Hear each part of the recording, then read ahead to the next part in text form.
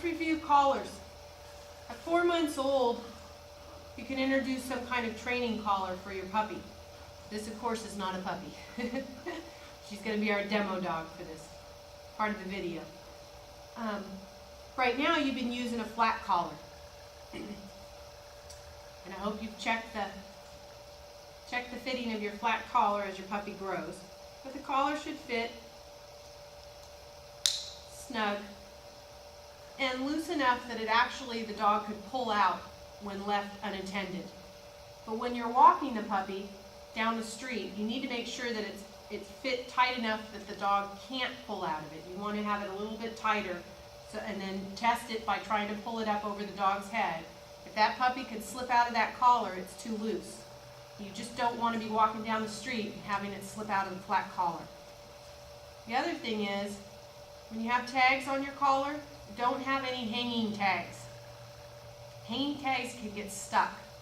They can get caught on things, and your puppy can end up choking to death. We recommend that you put a flat tags on your collar. And you can easily buy these. They have little rivets, and you can hook them to your collar. And then there's nothing hanging from your collar. The only thing hanging is this little ring here that you hook your leash to. Nothing else should be hanging. You shouldn't be able to easily slip the collar over their head when going for a walk. Definitely needs to be tight enough that they can't slip out of it. Okay, we'll make it tighter. She can't slip out of it. Flat collars actually should never be left on your dog unattended.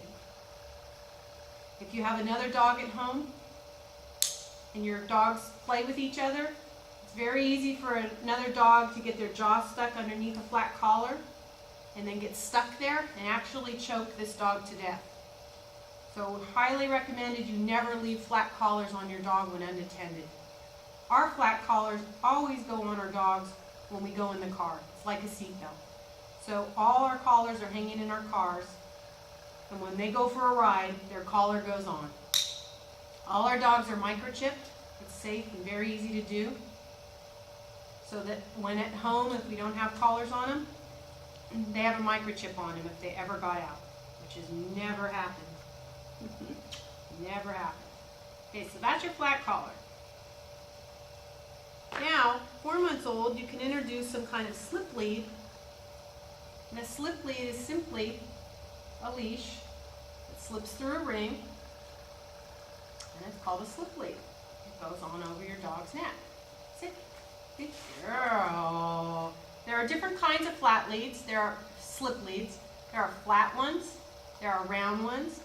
There are thicker round ones. It kind of depends on the dog. You don't want to get some really fine material for a dog this size. But, you know, a little Papillon, a very fine slip lead would probably work just fine. But the nice thing about this, at this age, is they can get used to some kind of pressure, a little bit different pressure on their neck. And the way the slip lead works is it actually applies pressure all the way around the neck when you pull up on it. So it gives you a little more support for the dog not pulling you. Now, the thing to remember, just like the flat collar is, if you put it way up under their ears, they're going to choke easier. If you move it down on their neck, they won't choke as easy. Dogs are all different. Some dogs choke easily, some dogs don't. Some dogs you'll be finding they choke on their flat collar when you're walking them because they pull so hard. But we're hoping that your puppy is not pulling by watching these videos. Now, slip leads, there's a right way and a wrong way to put them on. They're just like a choke chain collar or just a regular slip lead collar.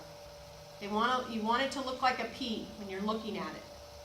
And then you take that and you put it right onto the dog's neck. So here's your P. If it were wrong, it would not be a P. And you put that on your dog's neck, okay? And when you went to pull up on it, it wouldn't loosen. This way, it wouldn't tighten and loosen. This way, when you put it on your dog's neck, when you go to pull up, it'll tighten and it'll loosen. Oops. That's the way it's supposed to work. Just like your choke chain and your slip collars. So now you take it and you slip it right over the dog's head. Now when it pulls up, it'll pull up and it'll loosen. Pull up and it'll loosen. If it were on wrong, okay, here's wrong, and on. Dog's on our left side. We go to pull up. Doesn't tighten very good. Doesn't loosen right away. Doesn't tighten very good. Doesn't loosen right away. Good job. Good job. Good job. So these are a good thing to get your puppy used to start. So they get used to a little bit of pressure on their neck when you're going taking them for a walk. Good. Good girl. All right, come here. Come here. Come here. See? Good girl. Now, here's our slip collar. Again, you can get different kinds, different thicknesses for your dog. This just goes on, same as the slip lead. They usually fit a little bit tighter than a choke chain. And now you have a collar, a slip collar to hook your leash to. Good job. Okay, now choke chain. Or what we like to call simply a slip collar. Okay, you feed it through the ring. Make it look like a P. Make it look like a P. Slip it over the dog's head. And it should slip on pretty easy. It should hang down no lower than they got this nice little bone right here. You feel that nice bone sticking out in their chest? Shouldn't hang past that bone. Girl. Girl. Take it off. If it were too small.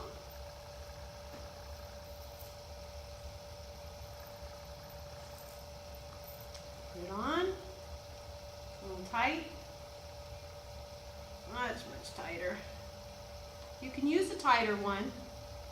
It's just that when you go to take it off, you have to take out one ear at a time, no matter what kind of breed of dog you have. And then slip it over their head. And they have to get used to you taking it on and off.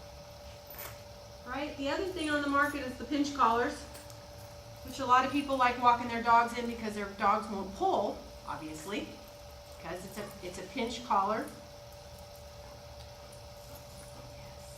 The way the pinch collar works is, this is just a simple one that you buy from the store. There are different sizes. This is a medium. This is a small. Has leather on it. They have an extra small and they have a large. And we're talking about the lengths of the collar. Here, Slip. The way these fit are, they shouldn't easily be able to go over your dog's head. You actually have to take them apart, fit it. You take off the extra links that you don't need, fit it where it fits snug when you put it back together, and then when you pull up on it, you should be able to, it goes on the top of their head for showing you, when you hook your leash to the ring, when you pull, there should be an inch on either side of the ring that's on their neck. So when you pull, there's an inch of chain. That gives you the correction, so that the dog won't pull. If your collar's too big, now when you pull, there isn't any chain left. So basically, she can drag me down the street. She feels no pressure, because she's not even acting. She feels nothing. So she can just go ahead and keep pulling me if she would like. She wouldn't think of it. Thing about these to be careful with is,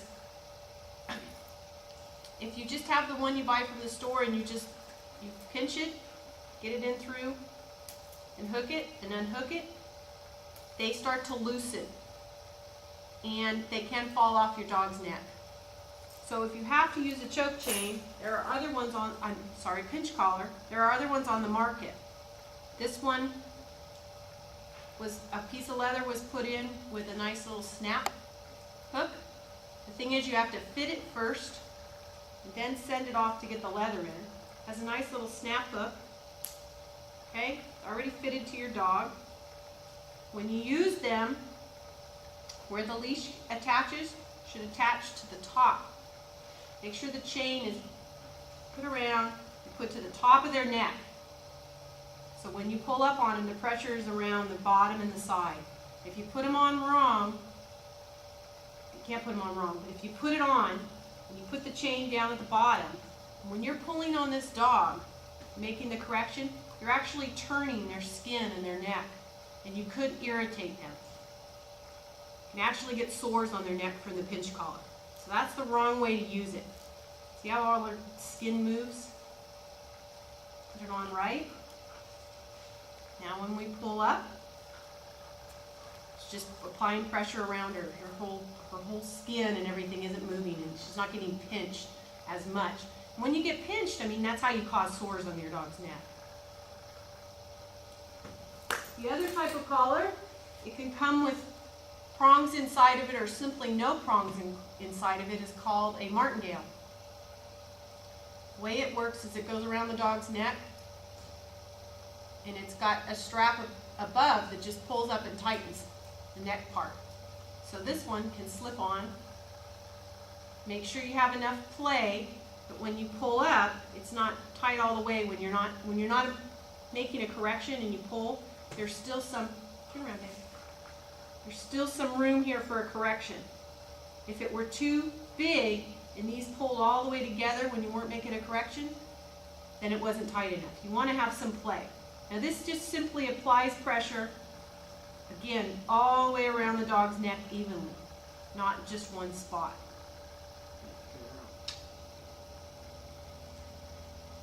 All right. So for us, we're going to start our puppy on a choke chain. That's what we like to use. We don't use pinch collars because we believe they overcorrect. And I don't want to overcorrect. I want a nice, stable dog that understands a correction if they need it, and will work off the pressure of a choke chain. And you'll find out how we use our choke chain just a little bit differently than other people. Yes. Choke chain, advancement to the choke chain, here go. Here. Is simply that when put on their neck, even put up above their ears, and just gently guided, so I can move this dog with the pressure of a choke chain, which I could not do on a pinch collar because they would overcorrect. But I can simply just move her along, and she comes with me with the pressure of the choke chain. All right, let's try our puppy.